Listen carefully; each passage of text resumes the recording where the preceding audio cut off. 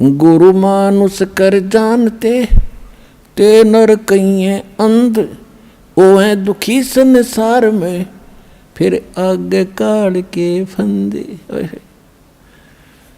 कहते ऐसे महापुरुष को एज ए तुम मनुष्य ट्रीट करोगे तो लाभ नहीं मिलेगा। उसके लिए परमात्मा क्या कहते हैं कि गुरु गोविंद कर जानियो, रहियो शब्द समाए, मिले जब दंडवत बंदगी, नहीं पल पल ध्यान लगावे। कि गुरु को परमात्मा जानकर आप व्यवहार करना। अपने आत्मा एक सीधी सी बात है, जैसे ये दास परमात्मा ने भेज दिया तो दास वो परमात्मा नहीं है जिसकी आपको चाह है। लेकिन इस दास को एज ए गॉड ना मानोगे, भगवान की तरह नहीं मानोगे तो वो भगवान नहीं मिल सकता। अब जैसे एक गणित का एक प्रॉब्लम आती है, गणित में एक प्रश्न आता है, उसमें मूलधन ज्ञात करना होता है, बाकी दर भी टाइम भी सारा कुछ दिया होता है। तो उस मूलधन तो अरबों खरबों में होता है, अरबों खरबों का अमाउंट कई करोड़ रुपए का होता है। तो उस कई करोड़ अरब खरब के मूलधन को जानने के लिए आपको मानना पड़ता है सपोज मूलधन इज 100 रुपीज। जो मूलधन है वो 100 रुपये, मान लो मूलधन 100 रुपये मानकर हम सवाल निकाला करते, प्रॉब्लम हल करते थे। तो वो प्रश्न का हल ऐसे ही होगा, ना हो ही नहीं सकता। लेकिन वो 100 रुपये मूलधन नहीं है, लेकिन वो मानना पड़ेगा, तब उससे वो दर निकलेगी और उसके बाद फिर कैलकुलेशन करके हम निकालते हैं। वो ओरिजिनल मूलधन तब प्राप्त होता है, तब हम सफल होते हैं। इसी प्रकार आप जी ने इस दास को मानना पड़ेगा। मान लो रामपाल भगवान, रामपाल वो भगवान नहीं है।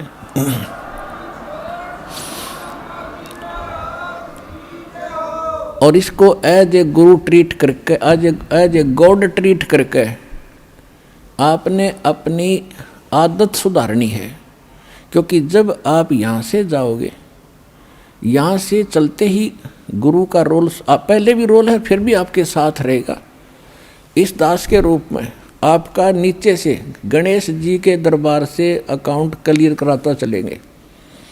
यानी आप जब यहाँ से चलोगे तो ऑटोमेटिकली आपके रास्ते साफ पाओगे।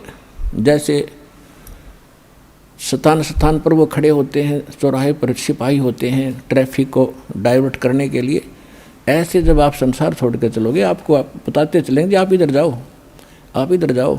तो आप गणेश जी के उसमें जाओगे, वहाँ जाते ही आपको क्लियरेंस चिट मिलेगी, अग जाइए जी आप जाओ।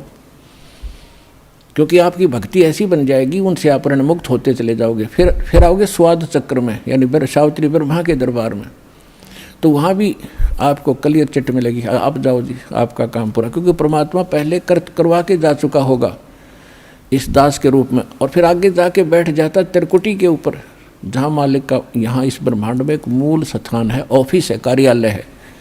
जैसे प्रत्येक देश में प्रत्येक देश का एक राजदूत भवन होता है, तो इस दास के रूप में आपको परमात्मा उस त्रिकुटी पर मिलेगा। तो फिर आप जाओगे नाभि कमल में। नाभि कमल में विष्णु और लक्ष्मी जी का दरबार है, वहाँ आपको फिर वहाँ से अकाउंट क्लियर लेना पड़ेगा, वो भी चिट आपको तैयार मिलेगी, नो ड्यू सर्टिफिकेट। फिर आप आओगे हृदय कमल में, विष्णु पार्वती और शिव का जो दरबार है, फिर वहाँ से आप चलोगे। और फिर आओगे आप कंठ कमल में, दुर्गा का स्थान है, वहाँ से भी आपको क्लियर चिट मिलेगी। फिर आप पहुँचोगे त्रिकुटी पर। त्रिकुटी पर जाकर के फिर 3 रास्ते बन जाते हैं, उसको त्रिवेणी बोलते हैं। इन्हें कख भी नहीं पता त्रिकुटी पर। ये राधा स्वामी वाले कहते हैं हमने कोई ज़रूरत नहीं वेद ग्रंथों का, किसी को हम नीचे के भगवानों से हमने कोई लेना देना नहीं, हम तो सीधे त्रिकुटी में ध्यान लगाते हैं। त्रिकुटी को बरवाड़ा का बस स्टैंड है, वहीं पहुंच जाओगे त्रिकुटी पे। वाह भाई वाह। त्रिकुटी तक पहुंचने के लिए बहुत जोर लगेगा तुम्हारा। 7 जन्म भी 100 जन्म नहीं पहुंच सकते। साधनाओं से 5 काल नाम के जानो, 5 काल के नाम जाप करते हो, साधना कोई है नहीं, गुरु तुम्हारे है ही नहीं। क्योंकि जो राधा स्वामी के मुखिया थे शिवदयाल जी, उसका कोई गुरु नहीं, और वो भूत बनकर अपनी शिष्या में बोल रहा है। जैसे हम भूत बोलते हैं यहाँ पर, आप देख लो किस किस के अंदर बातें करते, ऐसा वो बातें कर रहा है वहाँ पर। तो कहने का भाव ये है कि त्रिकुटी पर जब आप पहुँचोगे तो वहाँ इस दास के रूप में परमात्मा मिलेंगे, और जैसा व्यवहार विचार आपका यहाँ है और जो डिमांड आप यहाँ लेकर मर रहे हो, तो वहाँ जाके फिर नहीं मांगोगे कोठी चाहिए जी, कार बन जाए, तो परमात्मा कहेंगे जाते नीचे तू कार कोठी ले, वापस भेज देंगे। तो ये भी आपने आपकी इच्छा यहाँ से इसलिए हटाई जाती है कि केवल ये मांगो, साई इतना दीजियो जा मैं कुटुंब समावे, हम भी भूखे न रहे अतिथि न भूख हो जावे। बता फिर क्या रहेगा मांगने।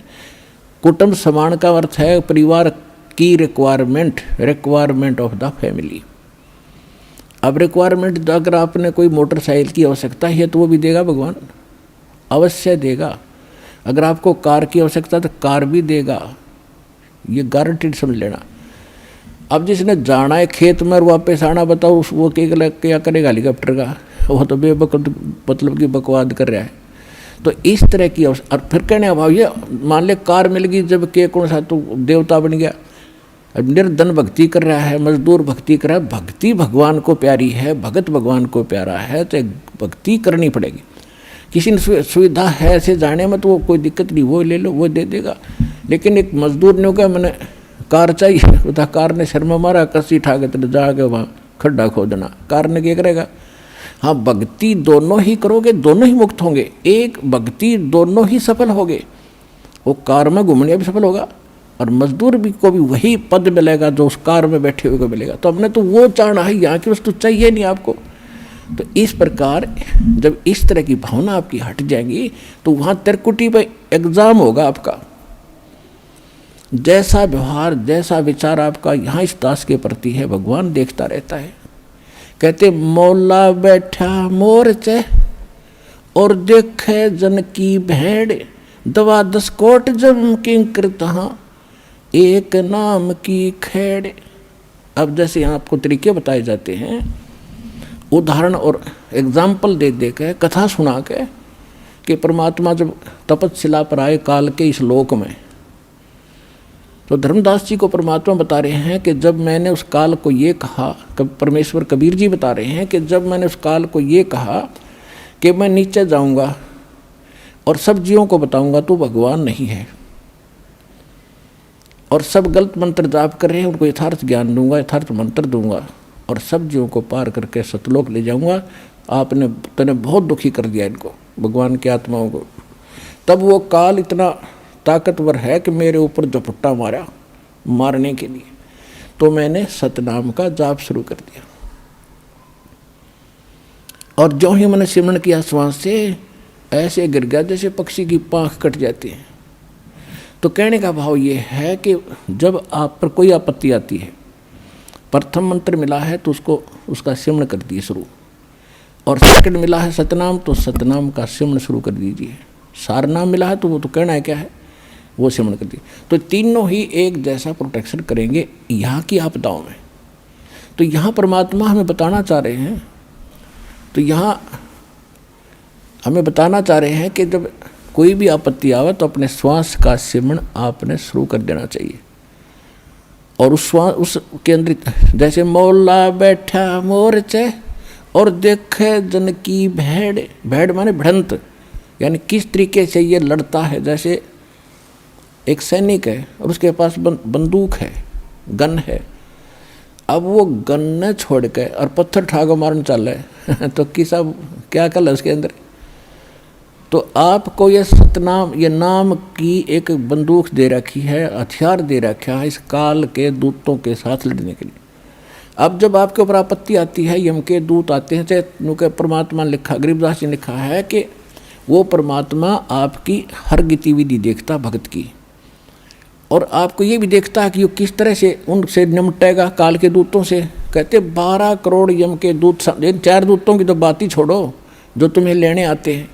अगर 12 करोड़ यम के दूत सामने खड़े हों और आपने एक सिमरण कर दिया वो 12 करोड़ न्यू पड़ेंगे, जाके एक दूसरे के ऊपर उछलते भागते नजर आओगे, न्यू मैदान साफ कर जाएंगे।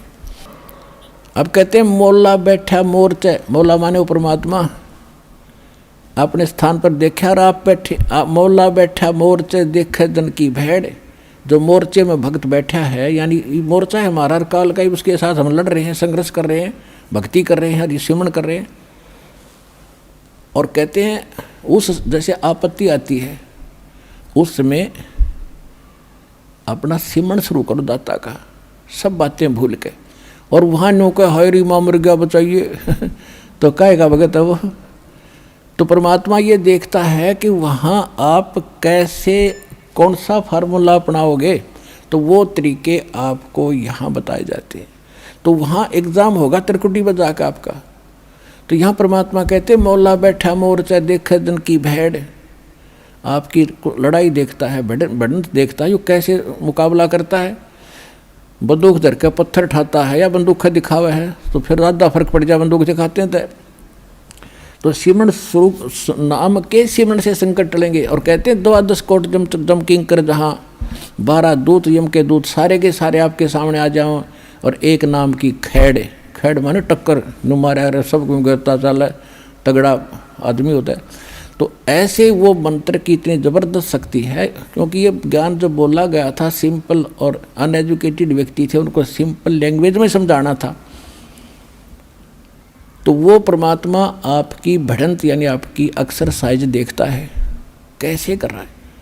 तो वो जैसे इस दास के साथ आप व्यवहार जैसे आप यहाँ डिमांड करते हो, तो धीरे धीरे देखो प्रथम बार को भक्त आता है उसको तो कंपलसरी है, वो तो मांग गएगा और ये भगवान देगा ही देगा, इसके घर में कोई घाटा है कोई नहीं। ज्ञान इसलिए दिया जाता है कि तू क्या मांग रहा है उतना मांग ले जितनी तुझे ज़रूरत है, और बाकी भगवान पर छोड़। उसने क्या पता नहीं मेरे बच्चे को क्या आगे आवश्यकता है, आगे तैयार खड़ा पाओगा आपका, आपसे पहले खड़ा मिलेगा, इसको किस चीज़ की आवश्यकता है। पति भरता जमी पर जो जो धर पाओ, समर्थ झाड़ू देत है ना काटा लग जाए। तो आप उसके हो गए तो फिर आपके जीवन रूपी सफ़र में झाड़ू लेकर कहते मैं उसका दास हूँ। दास किसे कहते हैं? गुलाम को। भगवान दास भी पीछे रह जाए लेकिन भगवान आपकी पुकार से सुनते ही आगे खड़ा पाओगा, और उसको पहले भी खड़ा पाएगा कि मेरा बच्चा आ रहा है और साफ कर दो कि देश के कर्म के कांटे ना चुभ जा। तो इतना आपने इस मालिक में समर्पित होना पड़ेगा पतिव्रता की तरह, तब लाभ होगा।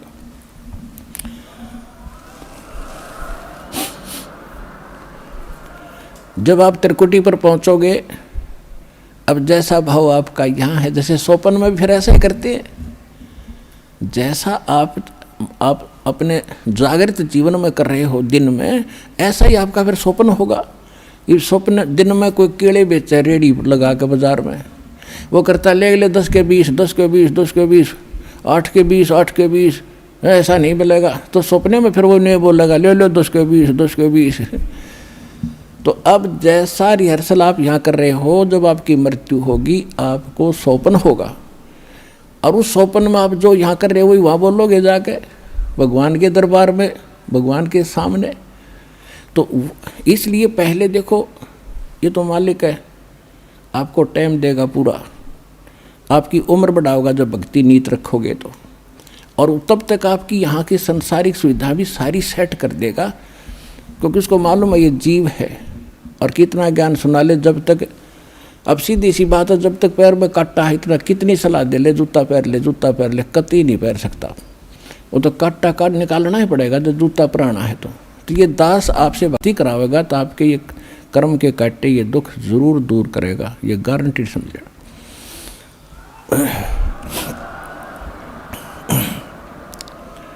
तो उसके लिए आपको धैर्य रखना पड़ेगा, धीरे धीरे रे मना धीरे सब कुछ हो, और माली सीते 100 घड़ा ऋतुआएं फलो।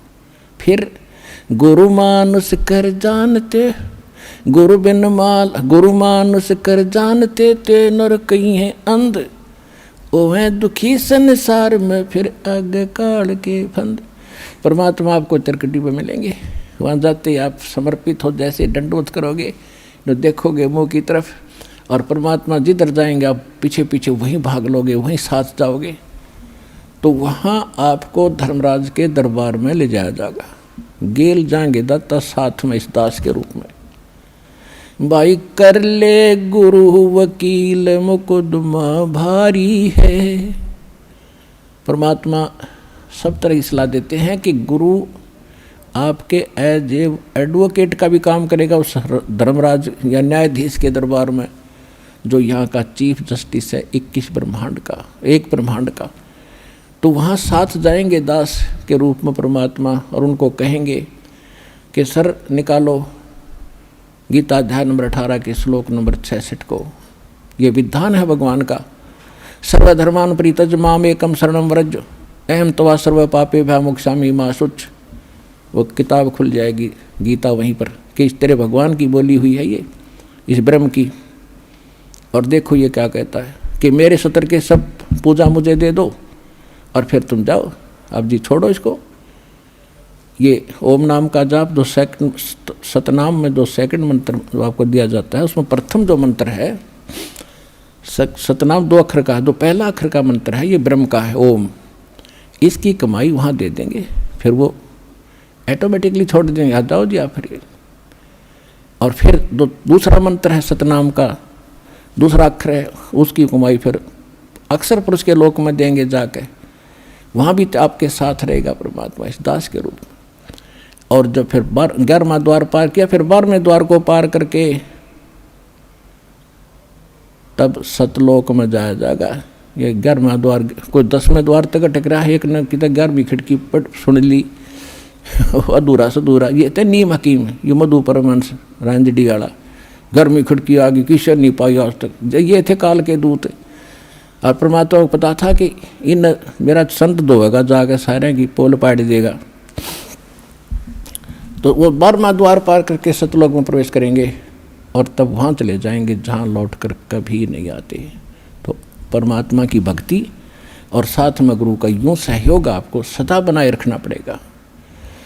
गुरु को सिर पर राखियो, गुरु सौंप्या सिर सौंप्या गुरुदेव को, सफल हुआ ये शीश नित्यानंद, इस शीश पर आप बसे जगदीश।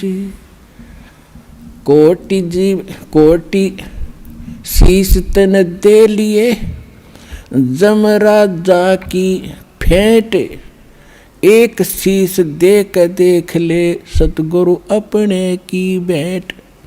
कहते इस काल को तने असंख्य शीश दे दिए, कित बेमौत मारा तेरे को, और एक शीश गुरु को देकर देख सतगुरु को। शीश देने का मतलब ये नहीं काट कर धर देना। एक गुरु शिष्य थे और गुरु उनको पढ़ा करते थे, बेटा गुरु की आज्ञा का पालन होना चाहिए, गुरु को भगवान के तुल्य मानना चाहिए। एक दिन उस गुरु ने परीक्षा लेनी चाहिए और कहा कि भाई आज मैं आपसे एक आदेश करता हूँ।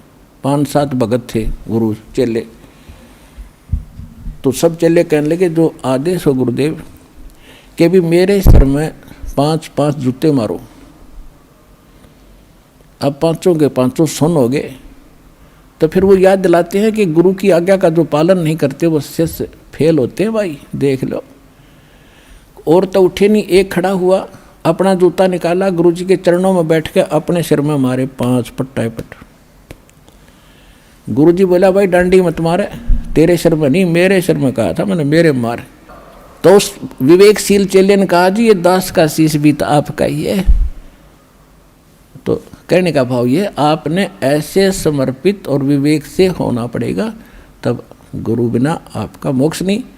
और गुरु आपको मिल गया, आप कल्याण कराओ, अपने परिवार को लाओ, और जहाँ तक संभव हो सके इस ज्ञान को फैलाओ।